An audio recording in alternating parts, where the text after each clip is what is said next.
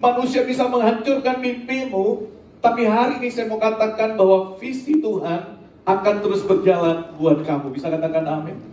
Visi Tuhan dalam hidup kita itu jauh lebih besar daripada mimpi kita. Apa yang kita bangun hari ini itu bisa hancur, tapi tangan Tuhan tidak pernah undur dalam hidupmu. Apa yang kamu bangun, apa yang kamu cita-citakan hari ini mungkin bisa gagal karena orang lain melakukan sesuatu buat kamu. Tapi ingat, manusia bisa menghancurkan mimpimu, tapi visi Tuhan akan terus berjalan buat kita. Karena Tuhan kita adalah Tuhan yang terus bergerak. Itu artinya kalau Dia Tuhan yang bergerak, Dia Tuhan yang progresif, kita pun harus terus bergerak bersama dengan Tuhan. Jangan kita membatasi karya Tuhan hanya dengan sebuah kegagalan yang hari ini kita sedang hadapi, atau apa yang orang lain kerjakan dalam hidup kita. Dan saat itu juga Samuel memutuskan untuk bangkit berdiri. Dan waktu Samuel mulai berjalan seperti orang lain, dia berpikir bahwa seorang yang besar itu selalu lahir dari perawakan yang bagus, segala sesuatunya dengan baik. Kita selalu mengukur seseorang itu berdasarkan ukuran yang kita lihat, berhasil atau tidak berhasil, gagal atau tidak gagal, dari kacamatanya kita.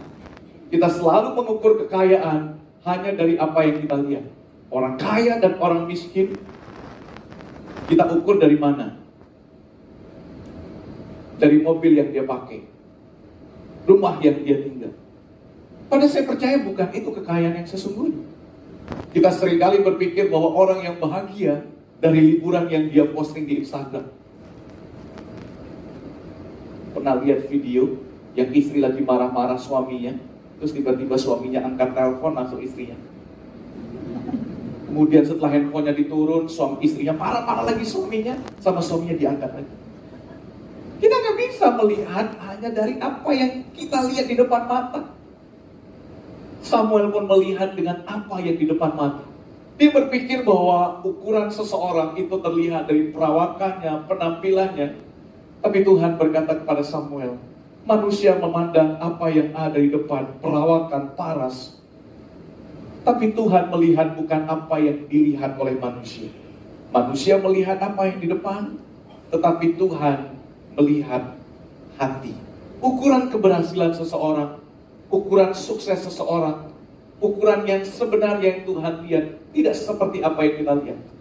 Ukuran yang Tuhan pakai dalam hidup kita bukan seberapa banyak sekali lagi yang kita punya di tangan kita, tapi seberapa jauh hati kita align, terhubung dengan hati Tuhan dalam perjalanan kita. Yang pertama yang hari ini ingin saya katakan,